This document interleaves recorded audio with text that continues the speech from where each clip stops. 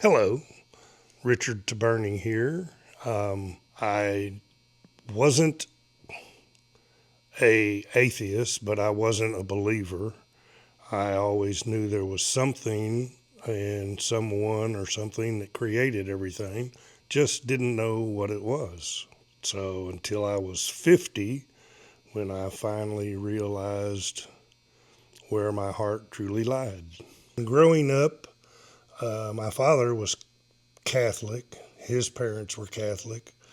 My mother, I don't ever think she acknowledged one way or the other. Pretty sure she didn't believe.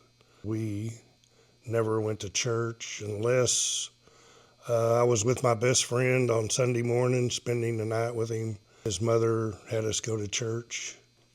Just grew up a small town, lots of people, lots of friendly people. Everybody knew what you were doing.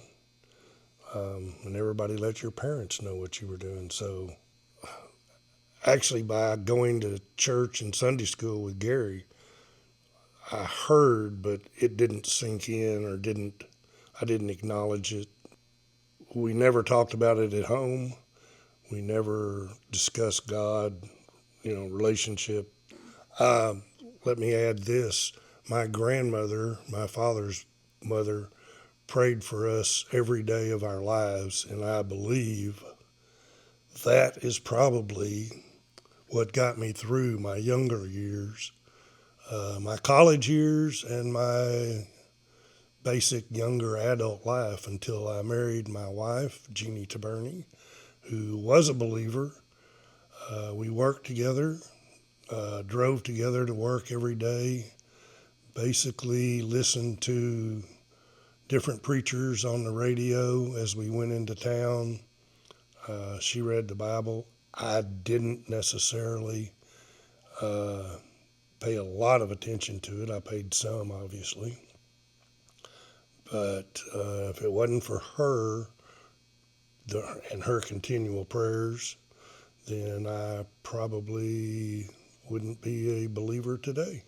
In the meantime, we've had people come by and talk to us about God, and I just never really acknowledged what they were saying, and I would always tell them, I just don't know what's out there. I don't know why things exist. I know something's happening.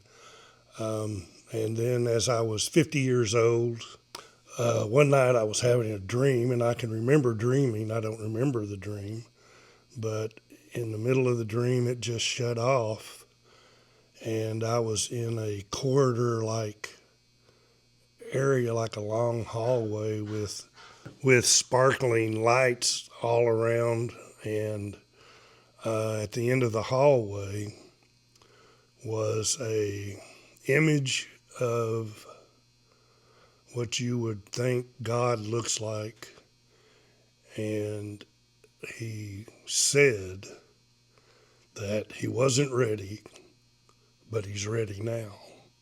And here I will start tearing up here in a minute. And from that moment on, I knew that there was a God and that I needed to give my life to Christ. So you knew in this dream that it was Jesus? Absolutely. It was God talking to me, Jesus.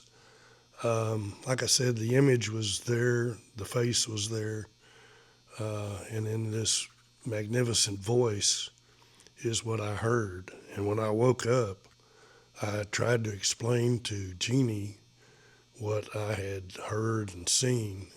Got too emotional to where I couldn't even hardly do it, so still that way today. And what did she feel whenever you told her? She just was amazed that I guess that I had this revelation and, answered prayers, her answered prayers.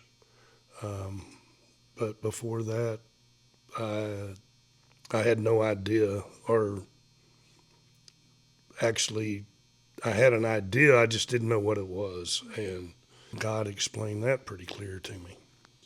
Yes, you knew there had to be something. That question was always there. You look at a tree and you go, that didn't just happen. You look at the human body and you look at the eyeball and go, there's too many things there that are miracles. Blood, all of that is just more than you can just say, oh, I'm an amoeba, that I came from a one-celled entity. And the most important thing to me is that with God, you think more of other people than you do yourself, because for the first, I can't say totally 50 years, but most of that I spent as I was number one. I did what I wanted to do when I wanted to do it, thought about me being number one and only me. And after I was saved, those thoughts went away, and it was more about the people that were around me, my family, all my grandkids, now great grandkids, kids. I just want them all to take note and understand that there is more out there. Even if you don't believe, think about it, because you don't have anything to lose. All you have is to gain. You have God's love. You have life forever with Jesus. We will all be judged sooner or later, and you want that judgment to go your way and not Satan's way, because if he gets his way, you will be with him for eternity.